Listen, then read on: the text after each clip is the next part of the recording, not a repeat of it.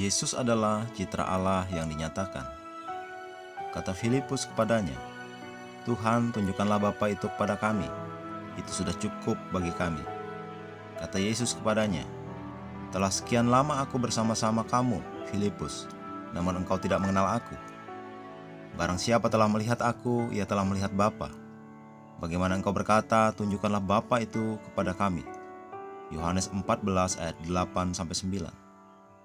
Alkitab mengatakan dalam Yesus berdiam secara jasmania seluruh kepenuhan kealahan. Kolose 2 ayat 9.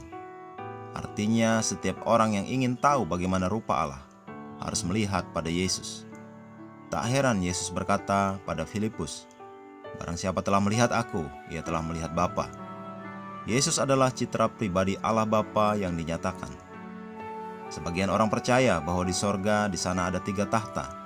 Satu untuk Bapa, satu untuk Yesus, Sang Putra, dan yang lain untuk Roh Kudus. Tetapi itu tidak benar.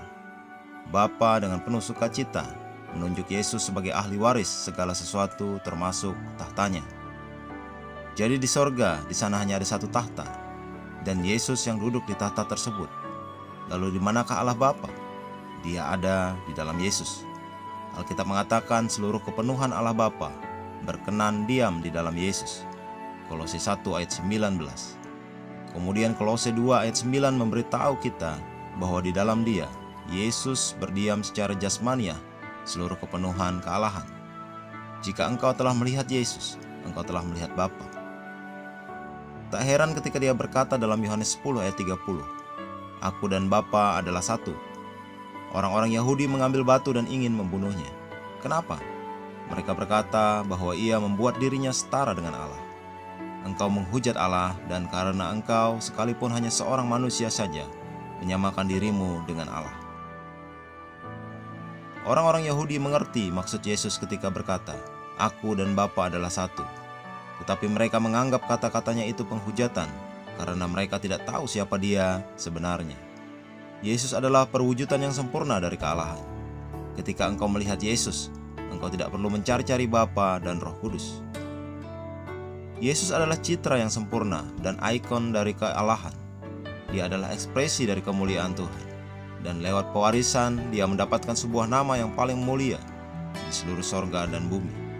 Filipi 2 ayat 9-11 menyatakan, "Itulah sebabnya Allah sangat meninggikan Dia dan mengaruniakan kepadanya nama di atas segala nama, supaya dalam nama Yesus bertekuk lutut segala yang ada di bawah bumi, dan segala lidah mengaku Yesus Kristus adalah Tuhan, bagi kemuliaan Allah Bapa." Dia adalah Raja di atas segala raja, dan Tuhan di atas segala Tuhan. Haleluya. Mari kita berdoa. Tuhan Yesus, bagimulah segala kemuliaan, kehormatan, dan keagungan. Engkaulah Raja kemuliaan, sukacita sorgawi, dan bintang fajar yang bersinar. Engkaulah kepenuhan kemuliaan Allah, keindahan, keilahian, dan ekspresi sempurna dari pribadi Bapa. Aku menyembah dan memuja-Mu, Juru Selamat yang agung, sebab tiada yang seperti Engkau. Biarlah kerajaan-Mu memerintah di bumi dan ditegakkan selamanya di hati seluruh manusia. Amin.